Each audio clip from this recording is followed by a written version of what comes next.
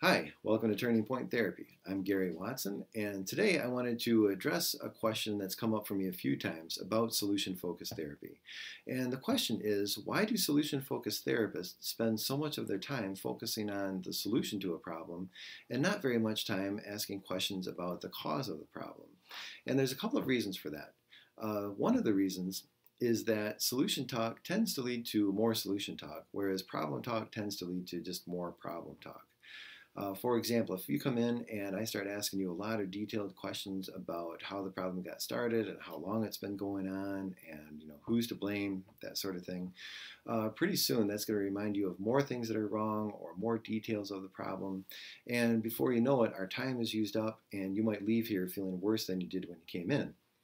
By contrast, when I'm asking you about solutions or asking you questions about what changes you would like to make in your life so that you can say your problem is gone, then that leads to more ideas about other solutions or small things that you can do to start making changes.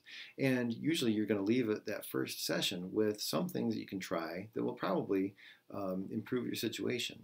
So that's one of the reasons. The other reason is that solutions are not necessarily directly related to the problem. And that was something that took a while for me to figure out as I did therapy. But the more I see it, the more I see it's true. And I'll give you an example. For example, a woman came to see me a while back with relationship problems.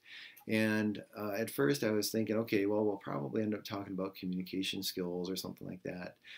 But since I didn't ask her specifics about the problem, I asked her specifics about the solution and the changes that she wanted to see. One of the things that she came up with is that she needed to manage her time more wisely.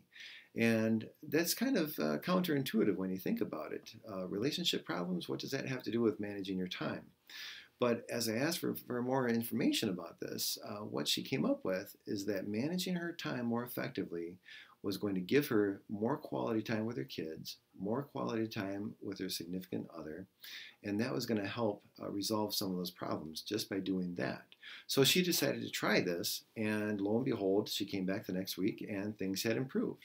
So she began to use that theory in other areas of her life and saw some improvement there too. So by asking about solutions, instead of asking about the nature of the problem, a lot of times we get to a better solution. And the other thing I like about this is that that idea didn't come from me. And all the best ideas really don't come from me as the therapist, they come from you as the client. So my job really isn't to try to give you the right ideas and say, oh, you've got this problem, well, here's what you got to do. My job is to ask the right questions so that you can figure out for yourself what makes sense for you to do. And as long as I stick to that, then we're going to come up with ideas that fit your personality, they fit your lifestyle, and they fit your way of doing things. And because they're already coming from you and they're based on things that you've already had some success with, you're much more likely to try those ideas than any idea that's going to come from me. So, and this is something that you can try at home as well. So for example, on the last video that we made, we talked about the miracle question. And the miracle question just goes like this.